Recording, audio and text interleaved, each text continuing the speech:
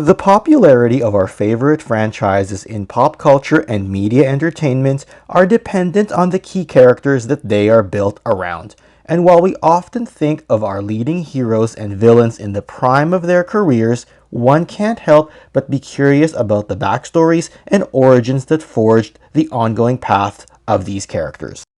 My own personal collection of literature spans the range of characters I grew up with and continued to follow well into adulthood.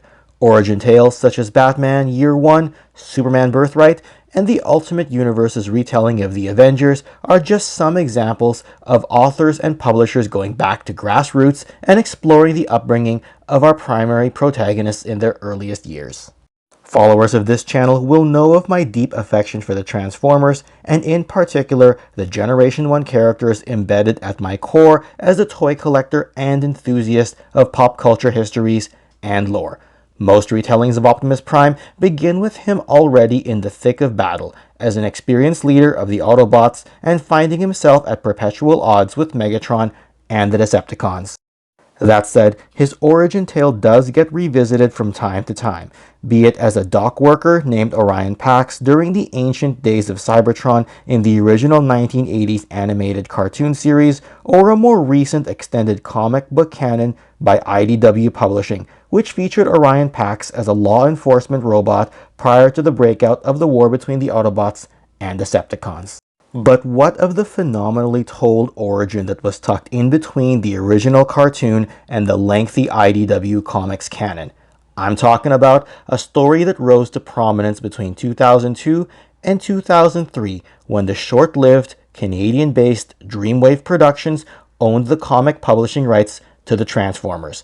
This would result in the production of a timeless 6-part origin story written by longtime Transformers franchise steward Simon Furman and illustrated masterfully by artist Don Figueroa, a story called The War Within.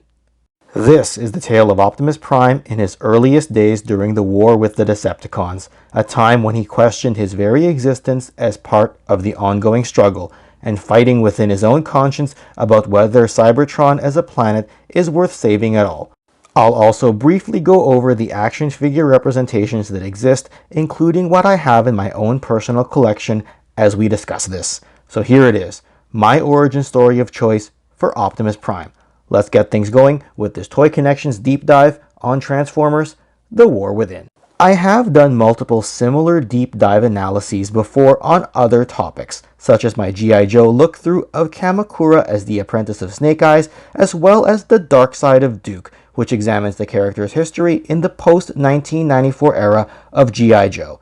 Both videos can be found on my channel's back catalog. For additional information on Optimus Prime and further content, I've also explored the origin of Takara's Diaclone Battle Convoy, which preceded the 1984 release of the Optimus Prime toy, so do have a look at that one as well if you happen to find yourself with some spare time. The opening issue of The War Within begins with the announcement of the death of the previous Matrix bearer and Autobot leader, Sentinel Prime. Optimus himself begins the story as a civilian data analyst simply known as Optronix before his days as a Prime, and he hears the story of Sentinel Prime's gruesome death at the hands of Megatron, as told by Bluestreak, who is visiting with Optronix in the latter's data archiving workspace. Optronix is initially dismissive of Bluestreak's story, having no desire to get involved in the ongoing conflict. Bluestreak chastises Optronix for his passive attitude towards this, lamenting that Bluestreak himself was a simple merchant before the war broke out, and that his nature as an Autobot makes him feel outmatched by the more ruthless nature of the opposing Decepticons.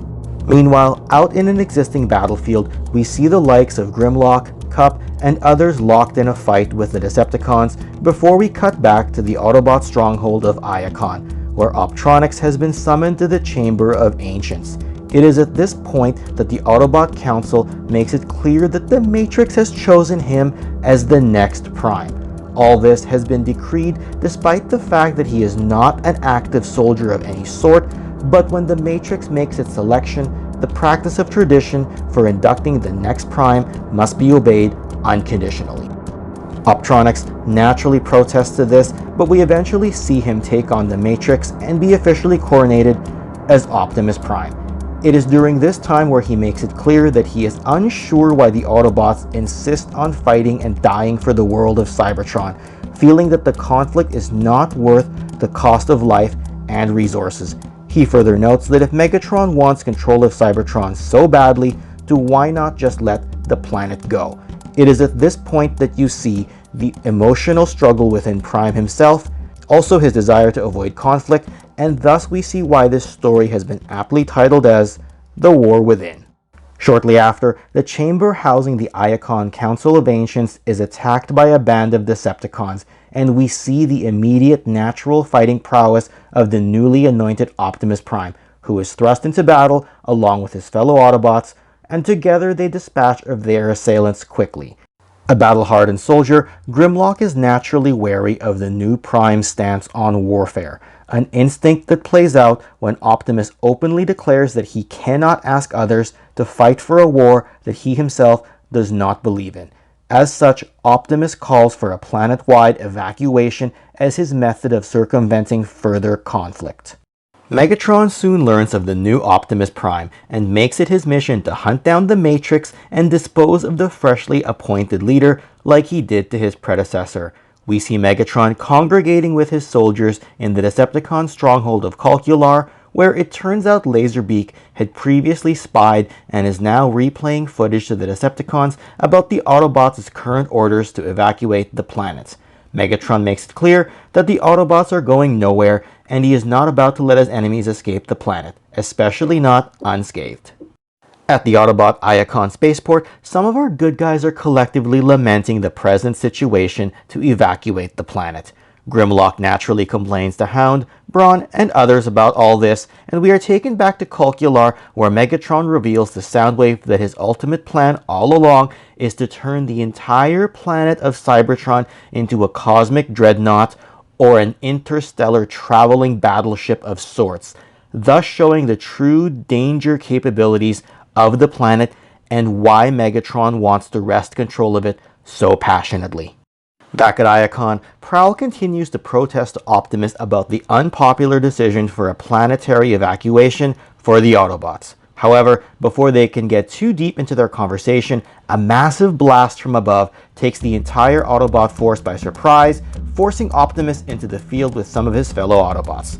As they examine the blast site, they realize that this was clearly orchestrated by Megatron and that the damage to the planet's surface has resulted in a massive void that reaches all the way down to Cybertron's core. Optimus bravely elects to enter the crater by himself, allowing the other Autobots to continue the evacuation protocol, and he has to fight off further attacks from Decepticons that Megatron has dispatched in order to make his journey that much more difficult. Meanwhile, back at Iacon, Shockwave has now led a force of Decepticons to disrupt the Autobots and their current evacuation plans. We then reach an interlude of sorts where Grimlock finds himself in a neutral territory on Cybertron, where he's discovered by Starscream, Thundercracker, and Skywarp. The group collectively has a bit of a reminiscent moment of the days before the war during their time in the Gladiator fighting pits, and Starscream attempts to take the time here to sway Grimlock over to the Decepticon cause. As he tries to sway Grimlock, Grimlock seems non-committal either way at first, but as part of the story's interlude issue continues, it's clear that Grimlock only met with them for information and eventually sets a trap for the 3 Seeker Jet Decepticons, thus clearly making the statement that Grimlock sides with the Autobots all the way. As for Optimus, he journeys through the planet's core and staves off further attacks. It is clear here that Megatron intends to further pursue him and thus try and take the Matrix away. As the battle between the Autobots and Decepticons continues back at Iacon, Grimlock tries to journey back, but Prowl instead orders for him to seek out Optimus Prime and find out where below the planet's surface the leader has gone. Eventually, Megatron decides to see to matters himself and confront Optimus beneath the planet's surface. As far as the Dreamwave comic continuity is concerned, this is the first officially recorded meeting between the two iconic leaders. While this goes on, Optimus feels the pull of the Matrix as a historic presence inside of him, speaking out to him as something of a supernatural force and thus allowing him to feel his place in history and understand the importance of the role that he plays during the constant current struggle as a Prime. Megatron continues to pursue Optimus, and the two continue to battle. It is at this key moment that Megatron boldly reveals his plans to rip the Matrix away and to use it as a power source to fuel Cybertron's deeply buried planetary engines, ultimately turning it into the traveling cosmic battleship that I mentioned earlier. Optimus comes to the realization that he cannot allow Megatron to not only assume control of Cybertron, but also assume control of the Matrix and use it as a method of dominating the galaxy and other worlds.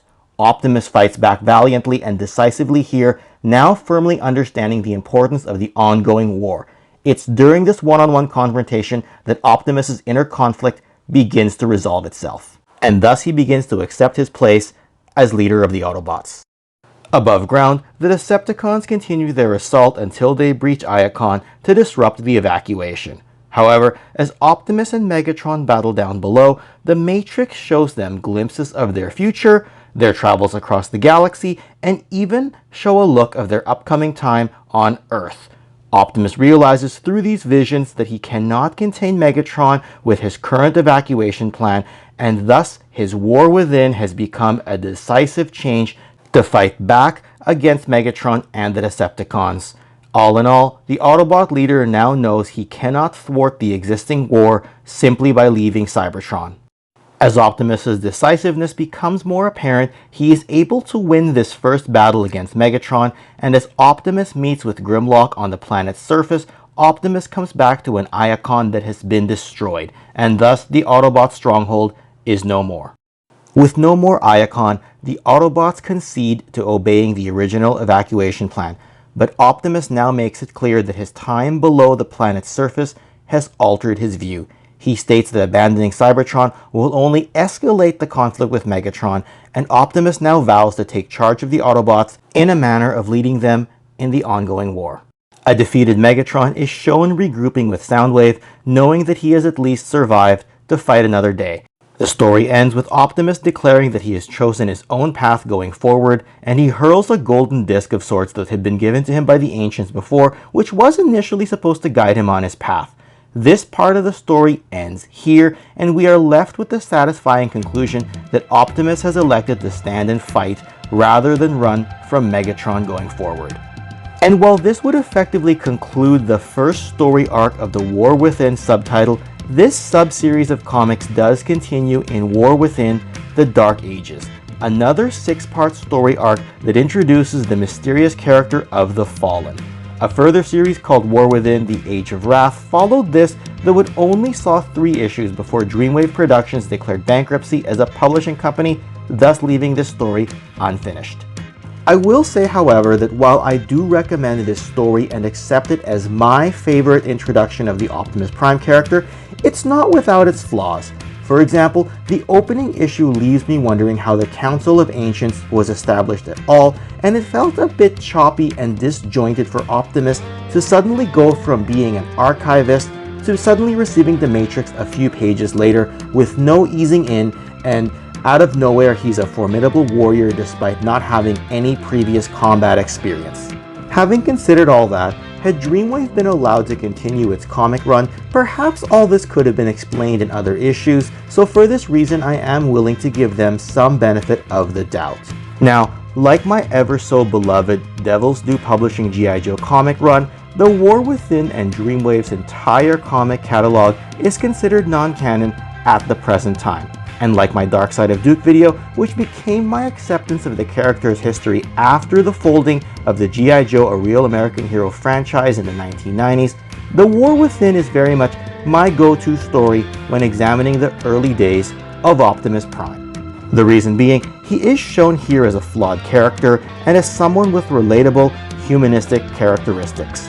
He constantly questions himself in the beginning and has a storied history before becoming the idealistic archetype of a leader we would eventually become familiar with. Additionally, The War Within would have a seismic influence on the Transformers franchise moving forward. For example, Optimus Prime was also a data archivist in the 2010 Transformers Prime animated series. Elements of The War Within were also incorporated into his early IDW publishing Cybertronian form, and the aforementioned character of the Fallen was worked into a 2009 Transformers movie actually titled Revenge of the Fallen. Thus, if you happened upon the Transformers as an entertainment franchise during this era and wondered where some of these elements came from, now you know. The War Within was popular enough of a story to see a number of toy releases, such as Optimus and Megatron within the Transformers Titanium line, and also a third-party Optimus figure done by Spark Toys. But of course, I need to point out the other third-party Optimus figure made by the company known as Civil Warrior, which is the War Within representation I happen to have in my collection.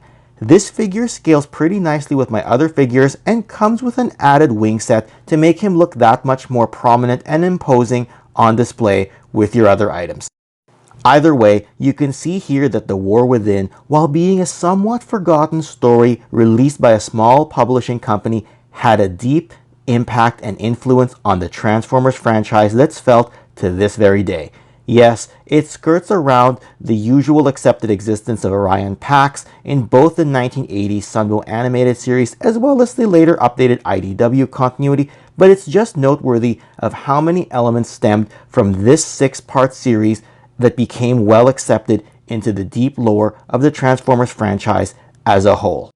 Ever since I first read this story in the early 2000s and have reread it multiple times since, it has become my own personal acceptance and preferred origin story for this timeless, iconic leading character. And hopefully after this video, this story can in some ways become part of your acceptance of the character's history as well.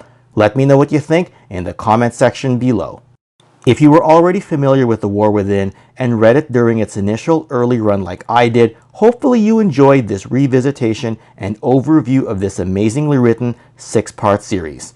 Or if this is your first time hearing about this version of Optimus Prime's formative years, then hopefully the compelling storyline and the gorgeously crafted Cybertronian robot designs were conducive to your reading pleasure as well as your visual liking.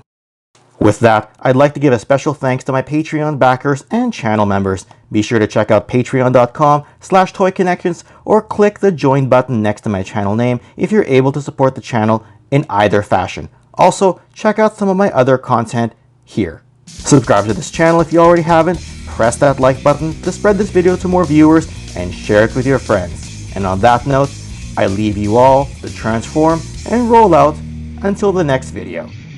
Till all are one.